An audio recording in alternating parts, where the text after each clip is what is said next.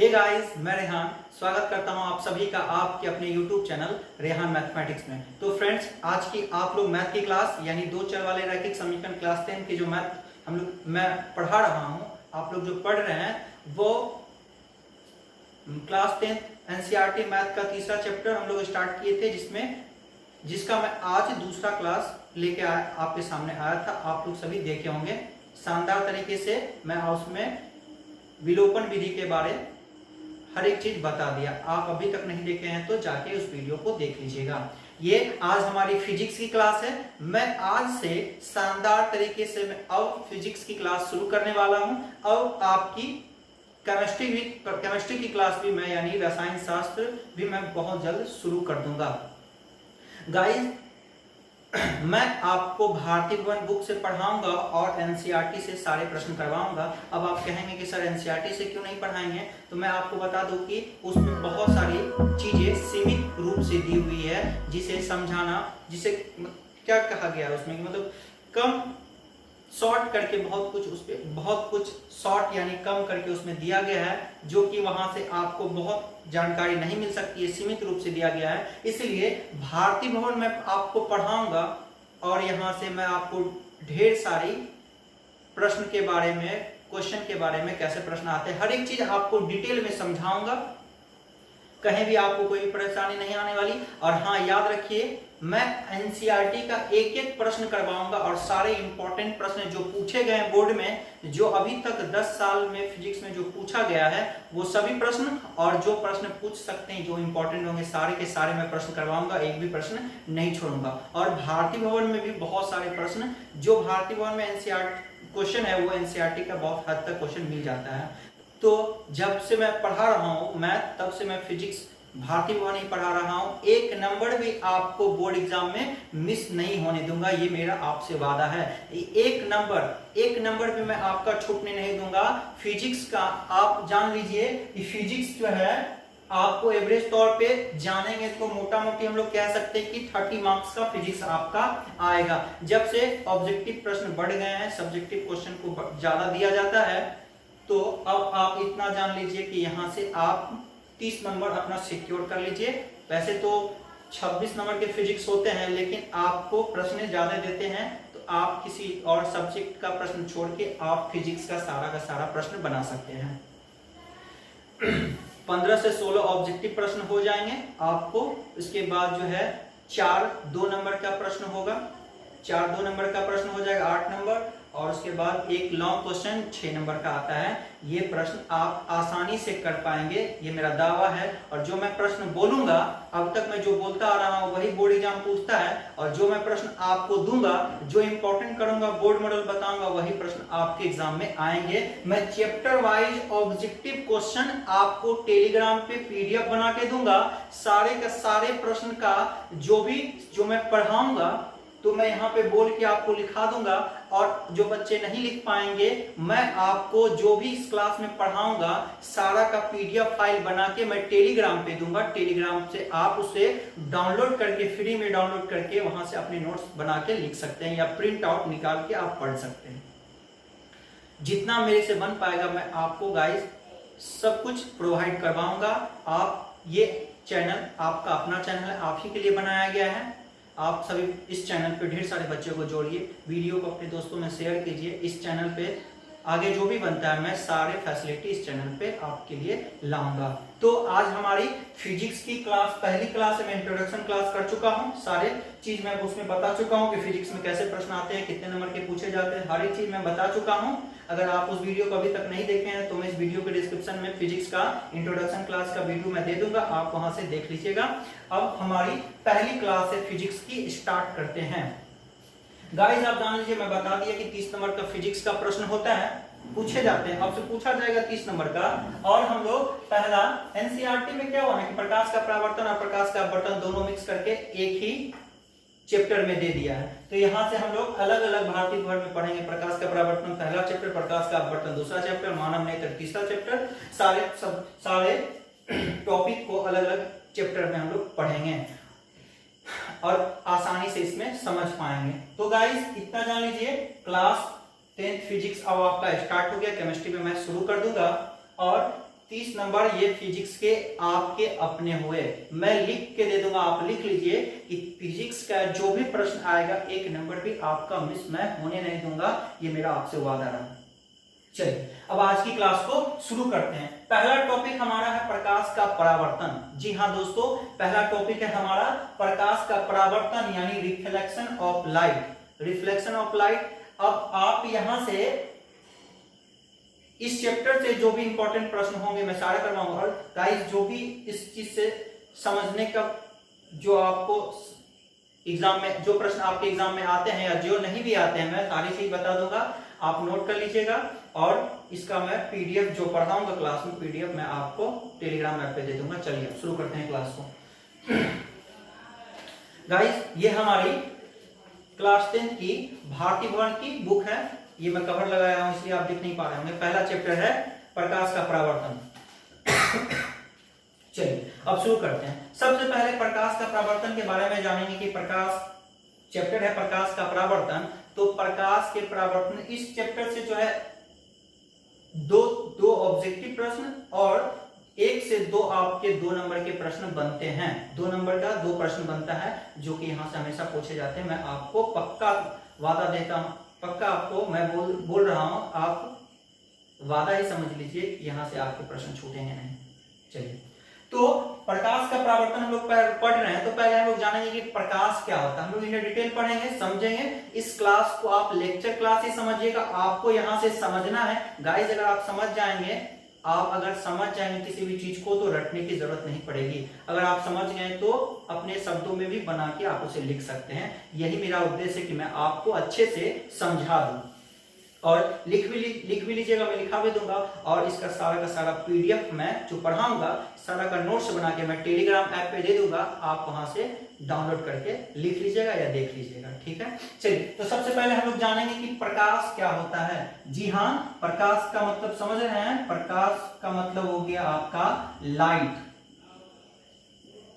Light क्या होता है गाइस, आप जानते हैं कि प्रकाश के बिना हम किसी भी वस्तु को नहीं देख सकते हैं। लाइट एक ऐसा सोर्स है, प्रकाश वह एक कारक है जिसकी सहायता से हम किसी भी वस्तु को देख सकते हैं। यानी प्रकाश के बिना आप इस दुनिया में कुछ नहीं है। हम इस पृथ्वी पे, हम पृथ्वीवासी जितने भी हैं, प्रकाश के बिना कुछ भी हम लोग देख नहीं सकते हैं। वास्तव में कहेंगे कि हम किसी वस्तु को डायरेक्ट नहीं देख सकते। हम किसी भी वस्तु को डायरेक्टली नहीं देख सकते हैं। क्यों? क्योंकि प्रकाश किसी भी वस्तु को देखने के लिए हमें रोशनी चाहिए।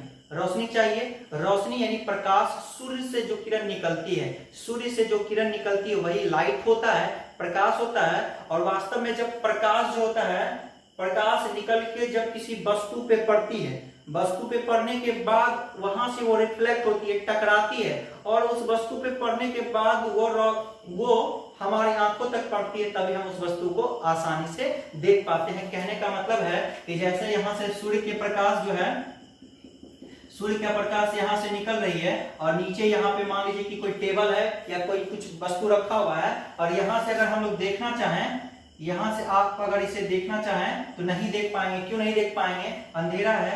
तो मैं आपको वास्तव में कह दूं कि प्रकाश की किरण जब इस वस्तु पे पड़ती है, पड़ने के बाद ये वस्तु रिफ्लेक्ट होगा और इसकी रोशनी हमारे आंखों तक आएगी, तभी हम इस वस्तु को आसानी से देख सकते हैं। एक्चुअल फैक्ट ये होता है। तो आप क्या कीजिए, प्रकाश के बारे में पहले आप लिख लीजिए कि प्रकाश क्या होता है। एक लाइन में सीधा आप लिख लीजिए। मैं बोलूंगा, लिखाऊंगा तो ज्यादा टाइम लगेगा और ज्यादा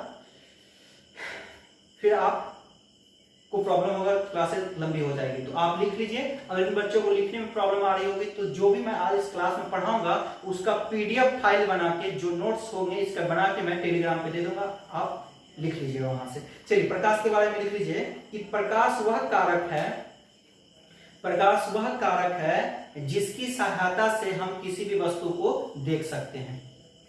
प्रकाश वह कारक है जिसकी सहायता से हम लोग किसी भी वस्तु को देख सकते हैं। That's it. इतना आप लिख लीजिए, नोट कर लीजिए। ये प्रश्न आते नहीं है, लेकिन मैं आपको इन डिटेल पढ़ाऊंगा और हर एक चीज पढ़ाऊंगा, आप नोट करते चलिएगा। जो इंपॉर्टेंट होगा मैं आपको बता दूंगा। समझ गए होंगे प्रकाश के बारे में। चलिए अब हम लोग जानेंगे कि प्रकाश स्रोत क्या होता है। अब आप लोग हेडिंग बना लीजिए प्रकाश स्रोत, ठीक है। इसको हम लोग कहते हैं लाइट सोर्स,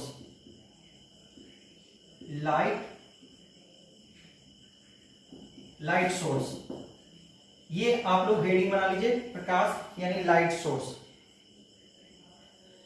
अब ये लाइट सोर्स क्या होता है, जैसे कहते हैं कि किसी भी, जैसे क्या कहते हैं कि आंवला जो विटामिन सी का सोर्स है, किसी भी एप्पल जो विटामिन ए का सोर्स है। सोर्स का मतलब क्या होता है, जिससे हमें वो चीज मिलती है उसे हम लोग सोर्स कहते हैं, स्रोत कहते हैं, ठीक है। इंग्लिश में सोर्स कहा जाता है कि प्रकाश का सोर्स यानी स्रोत क्या है, किसे कहते हैं, ठीक है।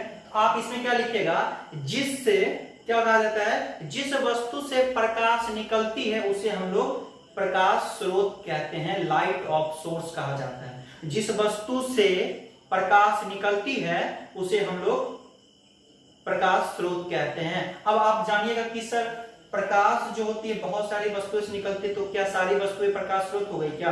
बिल्कुल हाँ, बहुत जो जिस वस्तु से प्रकाश निकलेगी वो आपका प्रकाश स्रोत कहलाएगा।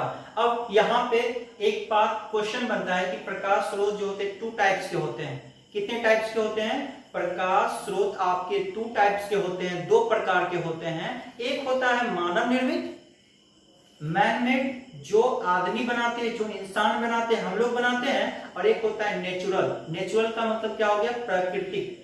जो नेचर यानी गॉड, अल्लाह भगवान ने जो बना दिया इस पृथ्वी पे, वो आपका नेचुरल हो गया। और जो इंसान के द्वारा बनाया जाता है उसे मानव निर्मित कहा जाता है। तो यहाँ पे प्रकाश स्रोत जो होते हैं 2 टाइप्स के होते हैं। एक होता, ये लिखना नहीं है, मैं आपको समझा रहा हूं। एक होता है मानव निर्मित, एक होता है नेचुरल यानी प्राकृतिक। प्राकृतिक में आप किसे लेंगे? सूर्य। हमारे पृथ्वीवासियों के लिए सूर्य सबसे मेन जो होता है प्रकाश स्रोत माना जाता है, क्योंकि इस पृथ्वी पे सूर्य के बिना कोई भी जीवन नहीं है और अंधकार में जीवन जिया नहीं जाता, ये आप जानते हैं, ठीक है। तो सूर्य कह सकते हैं, ये गॉड का देन है। ये प्रकाश जो है आपका, सूर्य जो है, सूर्य हो गया, तारे हो गए, ये सब जो भी है ये आपका प्राकृतिक सोर्स है। और नेचुरल में हम लोग बोलेंगे कि बिजली का बल्ब, बिजली का जो है जलता हुआ बल्ब, कैंडल हो गया, मोमबत्ती हो गया, लैल्टेन हो गया, टॉर्च हो गया, ये सब लाइट है ना। इससे लाइट निकलती कि नहीं निकलती? मोमबत्ती से लाइट निकलती है, ट्यूबलाइट से लाइट निकलती है, ठीक है। जलता हुआ बल्ब हो गया, मोमबत्ती हो गया, लालटेन हो गया, कैंडल हो गया, ये सारे के सारे चीजें, टॉर्च हो गया, आपको इससे रोशनी निकलती है, प्रकाश निकलती है। तो ये सारी चीजें मानव निर्मित है। क्यों? क्योंकि इसे मानव ने बनाया। समझ गए होंगे?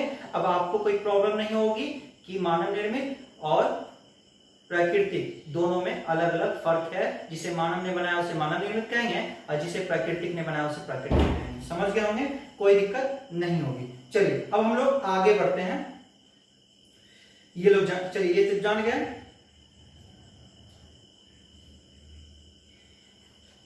अब एक पॉइंट बना के आप लिख लीजिए, यहां से प्रश्न पूछा गया है एक पॉइंट। अच्छा, एक आप पॉइंट बना के लिखिए, नोट करके लिखिएगा, इंपॉर्टेंट है, बोर्ड मॉडल है। यहां से प्रश्न पूछा गया है, इंपॉर्टेंट है। क्या है कि आप लिख लीजिए प्रकाश एक प्रकार की ऊर्जा है।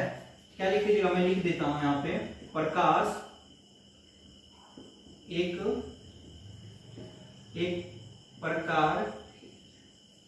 एक प्रकार की ऊर्जा। ऊर्जा को हम लोग इंग्लिश में क्या बोलते हैं? पावर। ये आप नोट करके लिख लीजिए, बोर्ड मॉडल प्रश्न है। कि प्रश्न पूछा गया है 2014 या 2015 में, यह प्रश्न पूछा गया था कि प्रकाश क्या है। ऑप्शन में थे प्रकाश क्या है, सॉरी, प्रश्न पूछा गया था प्रकाश क्या है और ऑप्शन में दिया हुआ था कि ऊर्जा है, ठीक है। आपको ऊर्जा ऐसे ही चार ऑब्जेक्टिव दिए थे, 4 ऑप्शन दिए थे, मुझे ऑप्शन याद नहीं आ रहा है, लेकिन आपको प्रकाश एक प्रकार की ऊर्जा कुछ भी दे सकता है। तो आपको पूछेगा प्रकाश क्या है, आप बोलेगा प्रकाश एक प्रकार की, ऑप्शन में ऊर्जा खोजिएगा, ऊर्जा बोलेगा, कार्य बोलेगा, जूल बोलेगा, या एक प्रकार का वस्तु बोलेगा, तो आप बोलेगा प्रकाश जो एक प्रकार की क्या है? ऊर्जा है। आंसर आपका ऊर्जा हो जाएगा। इंग्लिश में अगर पावर लिखा रहेगा तो पावर भी आप टिक कर सकते हैं, ठीक है। आप इसे नोट कर लीजिए।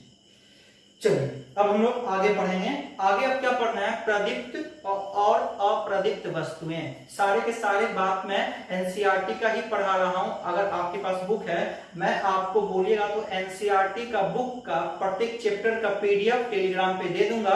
अगर आप मुझे व्हाट्सएप पे मैसेज करेंगे तो मैं आपको दे दूंगा। मैं पिछले वीडियो में व्हाट्सएप नंबर अपना दे चुका हूं। जिन बच्चों को कहीं भी प्रॉब्लम हो मुझे व्हाट्सएप पे कमेंट करके मैसेज करके या वीडियो के नीचे भी आप कमेंट कर दीजिएगा तो मैं वहां पे आपको बता दूंगा। ठीक है, साथ वहां से मैं आपको बुक दे दूंगा चैप्टर वाइज, आप वहां से देख लीजिएगा कि सर क्या पढ़ा रहे हैं, बुक में क्या दिया हुआ है। ये भी बुक मैं यही 5-6 साल से ही बुक पढ़ाता आ रहा हूँ और इसी से एक नंबर भी आपके फिजिक्स में छूट जाए मैं ऐसा दावा करता हूं कभी नहीं छूटेगा। और जो मैं पढ़ाऊंगा वही 110% गारंटी दूंगा कि ये प्रश्न यहीं से आएंगे। ठीक है, चलिए प्रदीप्त वस्तुएं और अप्रदीप्त वस्तुएं। अभी तक जो भी मैं पढ़ाया ये इंपॉर्टेंट था, बाकी बात जो आपके सिलेबस में था मैं आपको पढ़ाया। प्रदीप्त वस्तुएं और अप्रदीप्त वस्तुएं क्या होती है, अब आप ही ये हेडिंग बना लीजिए, मैं इसे मिटा लेता हूं।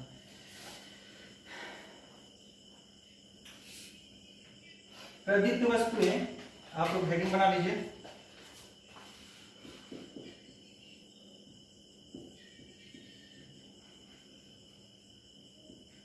प्रदीप्त वस्तुएं, या हम लोग इसे लुमिनस ऑब्जेक्ट बोलेंगे, और एक होता है अप्रदीप्त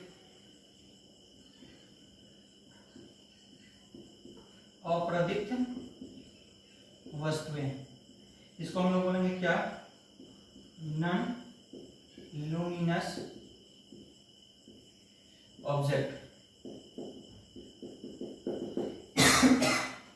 सॉरी, चलिए क्या सीखना है, प्रदीप्त वस्तुएं और अप्रदीप्त वस्तुएं। प्रदीप्त वस्तुएं क्या होते हैं तो मैं आपको सिखाता हूं कि लुमिनस ऑब्जेक्ट क्या होता है। तो लुमिनस ऑब्जेक्ट में बोल सकते हैं, चलिए, कि कुछ वस्तुएं जो होती है प्रकाश उत्सर्जित करती है, कुछ वस्तुएं होता है कि प्रकाश अवशोषित करती है। उत्सर्जित और अवशोषित क्या होता है मैं आपको साधारण भाषा में समझाता हूं कि जिस वस्तु से प्रकाश निकलती है, जिस वस्तु से प्रकाश निकलती है उसे प्रदीप्त वस्तुएं कहते हैं। जिस वस्तु से प्रकाश निकलती है यानी जो प्रकाश को उत्सर्जित करती है, उत्सर्जित का मतलब निकलना, जो प्रकाश को निकलती अपने से निकलने देती है वो आपको प्रदीप्त वस्तुएं होंगे। और जिस वस्तु जो प्रकाश को अवशोषित करती है, क्या करती है, जो प्रकाश को उत्सर्जित नहीं करती, अवशोषित कह सकते हैं, वो आपको अप्रदीप्त वस्तु कहते हैं। तो पहले आप लिख लीजिए, प्रदीप्त वस्तु के बारे में डैश लेके लिख लीजिए। क्या लिखेगा, जो प्रकाश को उत्सर्जित करती है उसे प्रदीप्त वस्तु कहते हैं। जो प्रकाश को उत्सर्जित करती है उसे प्रदीप्त वस्तुएं कहते हैं। ठीक है, और नीचे इसमें थोड़ा सा एग्जांपल के लिए छोड़ दीजिएगा, मैं एग्जांपल भी बता रहा हूं। और प्रदीप्त वस्तु में लिख लीजिएगा, जो प्रकाश को उत्सर्जित नहीं करती है उसे अप्रदीप्त वस्तु यानी नॉन लुमिनस ऑब्जेक्ट कहते हैं। जो प्रकाश को उत्सर्जित नहीं करती है उसे अप्रदीप्त वस्तु कहते हैं। समझ गए होंगे। अब आपको मैं बता रहा हूं कि कौन लुमिनस होगा कौन नॉन लुमिनस होगा। चलिए, अब जो हो गया, इसमें मानव निर्मित या नेचुरल प्राकृतिक की बात नहीं होगी। जिससे प्रकाश निकलेगा, उत्सर्जित करने का क्या मतलब कि जिससे प्रकाश निकलेगा वो प्रदीप्त होगा, जिससे प्रकाश नहीं निकलेगा अप्रदीप्त होगा। सिंपल, साधारण, समझ गए, कहीं दिक्कत नहीं, रटने की कोई बात नहीं, रटना नहीं है, आपको समझना है। प्रदीप्त वस्तु जिससे प्रकाश निकलती है, अप्रदीप्त वस्तु जिससे प्रकाश नहीं निकलती है, कोई दिक्कत नहीं। अब आप बोलिएगा कि इसमें आप लिख लीजिएगा प्रदीप्त वस्तु में, जैसे में जिससे प्रकाश निकलती है, प्रकाश किस किस से निकलेगी, जैसे में सूर्य, बिजली का जलता हुआ बल्ब, लैलटेन, मोमबत्ती, जलता हुआ मोमबत्ती, टॉर्च, ये सारे आपका प्रदीप्त वस्तु हो गया। आप लिख लीजिए चंद्रमा हो गया, तारे हो गए, ये सब आपका जिससे प्रकाश निकलेगा वो आपका लुमिनस थिंग्स या ऑब्जेक्ट होगा। लिख लिए। अब आप अप्रदीप्त वस्तु में लिख लीजिएगा, मैं आपको इसका परिभाषा लिखा दिया कि जिससे प्रकाश नहीं निकलती है या जो प्रकाश उत्सर्जित नहीं करता है उसे हम लोग नॉन लुमिनस ऑब्जेक्ट यानी अप्रदीप्त वस्तु कहते हैं। अप्रदीप्त वस्तु, इसमें जैसे क्या लिख लीजिएगा, क्या लिखिएगा, प्रकाश जिससे नहीं निकलता यानी टेबल, कुर्सी, पत्थर, बालू, किताब, ये सब ETC करके लिख लीजिए। ठीक है, ये सारे हो गए। अब मुझे पूरी उम्मीद है कि आप इसे अच्छे से समझ गए होंगे, रटने की जरूरत नहीं, डायरेक्ट आप बोल दीजिएगा, आसानी से समझ गए होंगे। अगर कहीं भी आपको कहीं किसी चीज में डाउट हो तो आप मुझे वीडियो के नीचे कमेंट जरूर कीजिएगा। चलिए अब हम लोग नेक्स्ट टॉपिक करते हैं। अच्छा, एक बात और आप जान लीजिए कि एक बार प्रश्न पूछा गया था, मैं एक एक चीज का चर्चा करते चलूंगा कि प्रश्न कौन आए हैं और कौन आने वाले हैं। आप बिल्कुल भी टेंशन मत लीजिएगा, मैं एक एक चीज आपको छोड़ूंगा नहीं, सारे के सारे प्रश्न मैं आपको करवाऊंगा। अब आप बोलिएगा, हाँ, एक प्रश्न पूछा गया था कि चंद्रमा जो है प्रदीप्त वस्तु है या अप्रदीप्त वस्तु, यानी प्रश्न दिया था निम्नलिखित में कौन अप्रदीप्त वस्तु है। अप्रदीप्त, तो वहां पे ऑप्शन में क्या दिया था कि बिजली का जलता हुआ बल्ब, सूर्य और उसके बाद लालटेन और चंद्रमा। ठीक है, 4 प्रश्न दिए हुए, तब चारों के चारों सब बच्चे कंफ्यूज, जो नहीं पढ़े होंगे तो कंफ्यूज होंगे कि सारे के सारे प्रदीप्त वस्तु, सारे से प्रकाश निकलती है। लेकिन मैं एक बात बता दूं कि चंद्रमा जो है, नोट करके आप लिख लीजिएगा, नीचे नोट करके लिख लीजिएगा कहीं पे कि चंद्रमा, पहले आप लिख लीजिए चंद्रमा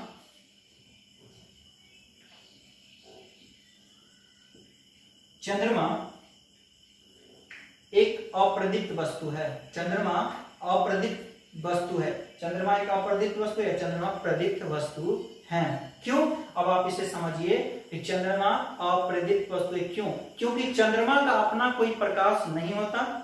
चंद्रमा का कोई अपना प्रकाश नहीं होता।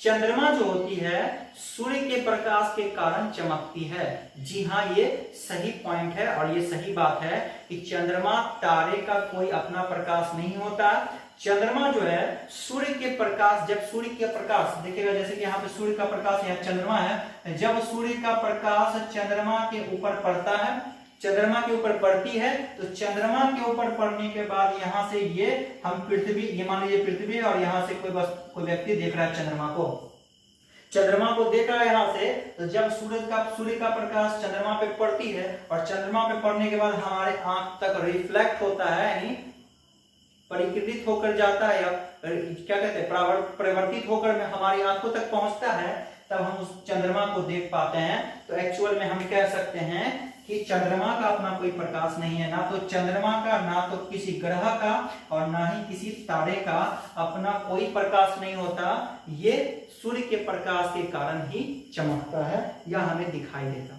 समझ गए होंगे? कोई दिक्कत नहीं। चलिए, तो अब हम लोग नेक्स्ट करते हैं। आगे क्या है? परिकिरण, जिसको हम लोग स्कैटरिंग कहते हैं। स्कैटरिंग कहा जाता है इंग्लिश में परिकिरण को। और ये आप इसको मैं 3rd चैप्टर यानी जब मानव नेत्र पढ़ाऊंगा, ह्यूमन आईज, मैं आपको पढ़ाऊंगा तो वहां पे भी ये मैं परिकिरण के बारे में चर्चा करूंगा, वहां पे भी मैं इसे बताऊंगा। अभी आप जान लीजिए कि परिकिरण यानी स्कैटरिंग क्या होता है। ये डैश देके मैं जब भी लिखता हूं समझ आएगी कि परिकिरण किसे कहते हैं, परिकिरण क्या होता है, परिकिरण को परिभाषित कीजिए, परिकिरण का तात्पर्य क्या है। बहुत सारे शब्द का प्रयोग करते हैं, सारा का सारा मतलब यही होता है कि आप इसका परिभाषा बताइए। परिकिरण पहले आप लिख लीजिए, फिर मैं आपको समझा देता हूं। पहले आप लिखिएगा कि जब सूर्य का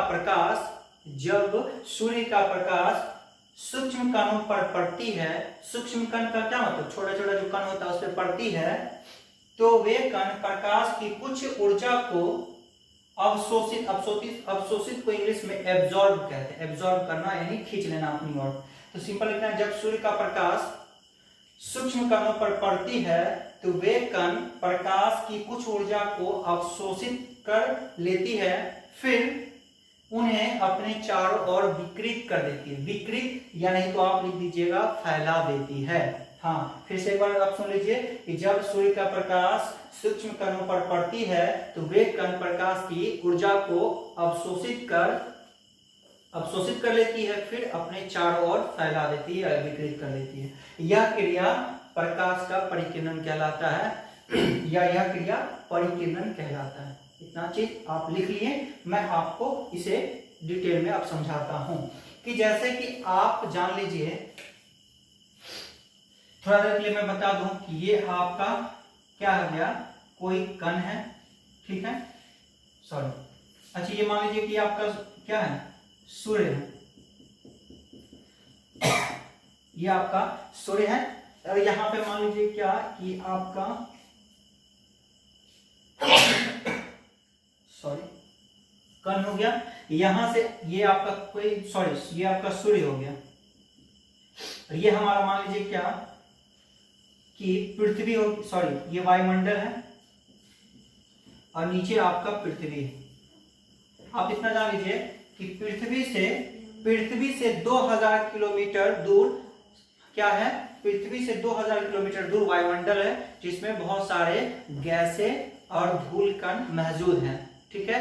हमारे पृथ्वी से 2000 किलोमीटर ऊपर जब जाएंगे तो हमारा वायुमंडल होता है, जिसमें ढेर सारे gases, oxygen, hydrogen, nitrogen, carbon dioxide, बहुत सारे गैसेज और साथ ही साथ धूल कण भी रहते हैं। तो अब बताइए कि यहाँ पे वायुमंडल में बहुत सारे जो है छोटे छोटे कण मौजूद रहते हैं। अब बोलिए, जब प्रकाश की किरण हमारे वायुमंडल में प्रवेश करती है, जब प्रकाश की किरण हमारे वायुमंडल में प्रवेश करती है, तो प्रवेश करने के दरमियान ये किरण पृथ्वी पर जाने से पहले इन छोटे छोटे या सूक्ष्म धूल कणों से टकराना पड़ता है या टकराता है।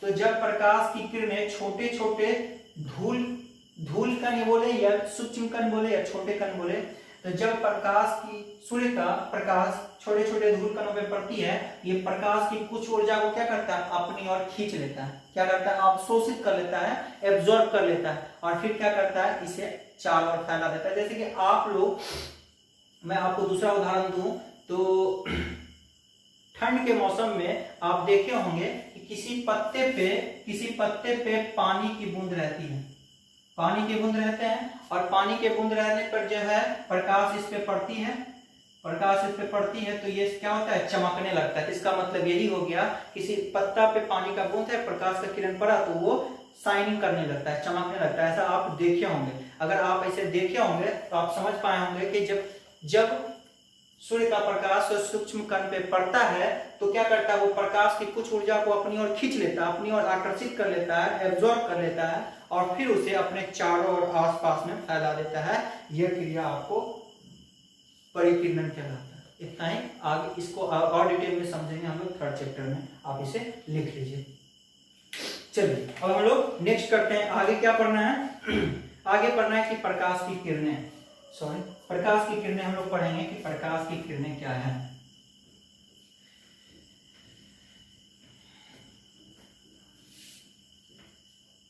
प्रकाश की किरणें पढ़ेंगे, आप हेडिंग बना के लिख लीजिए, इसमें कुछ नहीं पढ़ना है कि प्रकाश की किरणें,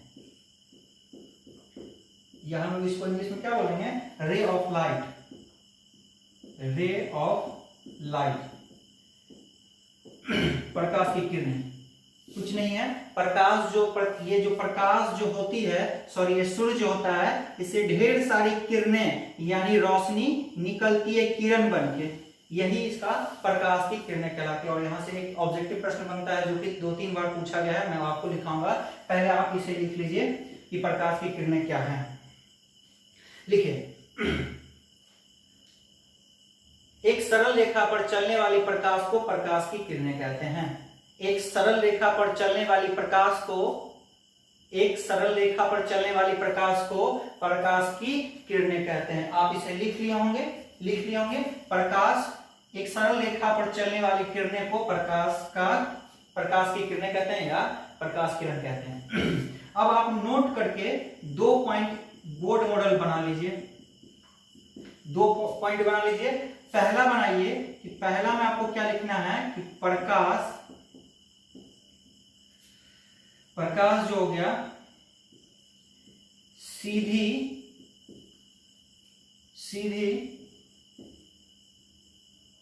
अच्छा, इसी एक ही पॉइंट में आप देख लीजिए, सॉरी क्या अलग कीजिएगा, एक ही पॉइंट लिख लीजिए। प्रकाश सीधी या इसे हम लोग कह सकते हैं सरल रेखा में गमन करती है। गमन का मतलब क्या होगा? चलना या चलती है। आप ये पॉइंट को ट्रिपल स्टार करके बोर्ड मॉडल बना लीजिए 2021 आने वाले एग्जाम के लिए। प्रश्न 3 बार पूछा गया है और ये प्रश्न आपको 2020 के एग्जाम में भी पूछा गया था 1 नंबर ऑब्जेक्टिव में। कि क्या पूछता है प्रश्न? कि प्रकाश गमन करती है। ये गमन वाला आप बात याद रखिएगा। गमन का मतलब ये होता है चलना। गमन का मतलब क्या होता है? चलना होता है। गमन हमेशा आप ध्यान रखिएगा, गमन का मतलब चलना होता है। प्रकाश पूछेगा, प्रकाश गमन करती है, प्रकाश हमेशा गमन करती है, तो आपको ऑप्शन में रहेगा सीधा, टेढ़ा, वक्र, इनमें से कोई नहीं। अगर सीधा देगा तो ऑप्शन में मारिएगा सीधा, यानी प्रकाश हमेशा गमन करती है। सीधी रेखा में प्रकाश हमेशा सीधी रेखा में चलती है। ये चीज आप ही याद रखिएगा, प्रकाश हमेशा सीधी रेखा में चलती है। और या अगर आपको सरल बोला जाए, सरल का मतलब होता है आसान, इसे भी हम लोग वही कहते हैं। अगर आपको ये पूछे कि प्रकाश गमन हमेशा गमन करती है, अगर ऑप्शन में आपको सीधा ना देके सरल दिया रहे, सरल दे दे, तो आपको सरल टिक आउट करना है, ये आपका सही आंसर होगा। यानी सिंपल याद रखना है कि गमन बोले या चलना बोले, ज्यादातर गमन ही दिया जाता है। 3 बार ये प्रश्न पूछा है, आप इसे इग्नोर मत कीजिएगा। प्रकाश हमेशा सीधी रेखा में या सरल रेखा में गमन करती है। समझ गए होंगे? चलिए अब हम लोग नेक्स्ट करते हैं। ये सारा का सारा पीडीएफ मैं नोट्स बना के पीडीएफ आपको टेलीग्राम पे दे दूंगा, चिंता मत कीजिएगा। अब हम लोग नेक्स्ट करते हैं क्या? किरण पुंज। ये आप हेडिंग डालिएगा, किरण पुंज या प्रकाश का किरण पुंज। इसको 2 नाम से जाना जाता है, शॉर्टकट में किरण पुंज कहेंगे, या हम लोग प्रकाश चैप्टर ही प्रकाश पढ़ रहे हैं इसलिए प्रकाश का किरण पुंज। इंग्लिश में से बीम ऑफ लाइट कहा जाता है, बीम ऑफ लाइट लिख लीजिए। चलिए अब आप इसके बारे में पहले लिख लीजिए, इसका परिभाषा लिख लीजिएगा। प्रकाश की किरणों के समूह को किरण पुंज कहते हैं। प्रकाश की किरणों के समूह को किरण पुंज या प्रकाश पुंज भी इसे कहा जाता है। एक बात और आप जान लीजिए, इसे प्रकाश पुंज भी हम लोग कह सकते हैं। तो आप क्या लिखेगा? किरण पुंज बोलिए, प्रकाश पुंज बोलिए, दोनों एक ही पड़ता है। क्या बोलेंगे? किरणों के समूह को प्रकाश पुंज कहा जाता है। किरणों का समूह का मतलब क्या हो गया गाइस? कि जहां पे किरण का समूह हो, समूह का मतलब एक जगह जो होता है इसका किरण ज्यादा हो, उसे ही हम लोग किरण पुंज कहेंगे। जैसे कि हम लोग एक टॉर्च देखें, एक टॉर्च बना लीजिए, एक टॉर्च बना है, अब बोलिए, और एक सूरज बना लिए, एक सूर्य बना लिए। अब बोलिए कि प्रकाश जो है सबसे ज्यादा कहाँ होगा? यहीं पे ना होगा?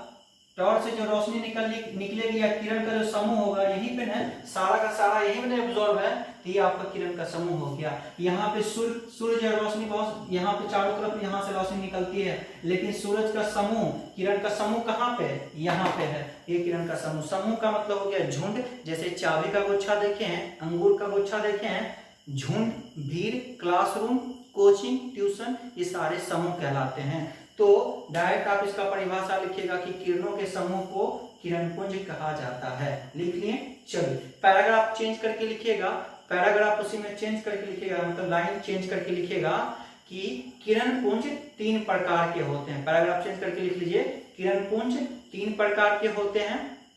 लिख लिए? अब आप हेडिंग बना के लिख लीजिएगा। 3 का नाम यहाँ पे मैं लिख चुका हूं, आप लिख लीजिए। पहला है अपसारी किरण पुंज। अपसारी किरण पुंज, इसे इंग्लिश में डाइवर्जिंग बीम कहा जाता है। पहला है आपका अपसारी किरण पुंज यानी डाइवर्जिंग बीम। दूसरा आप लोग लिख लीजिए समांतर किरण पुंज। समांतर किरण पुंज यानी पैरेलल बीम, दूसरा पैरेलल बीम। और तीसरा अभिसारी किरण पुंज। अभिसारी किरण पुंज यानी कन्वर्जिंग बीम। क्या? अभिसारी किरण पुंज, कन्वर्जिंग बीम। आप 3 का 3 लिख लीजिए, इसे नोट कर लीजिए। अब मैं आज की क्लास को यही रोकता हूं, क्योंकि क्लासेस फिर लंबी हो जाएगी, तो फिर नोट्स बनाने में प्रॉब्लम होगी, क्योंकि मुझे नोट्स बना के टेलीग्राम पे भी देना है। आज की आप यही रोक दीजिए, इसको लिख के सॉरी, इसको मैं अगले क्लास में कंटिन्यू आगे करूंगा। ठीक है? अगर आज की क्लास आपको फिजिक्स की समझ में आई होगी, पसंद आई होगी, अगर ये आज का लेक्चर मैं जो भी बोला आपको कहीं भी प्रॉब्लम हो तो वीडियो के नीचे कमेंट कर दीजिएगा।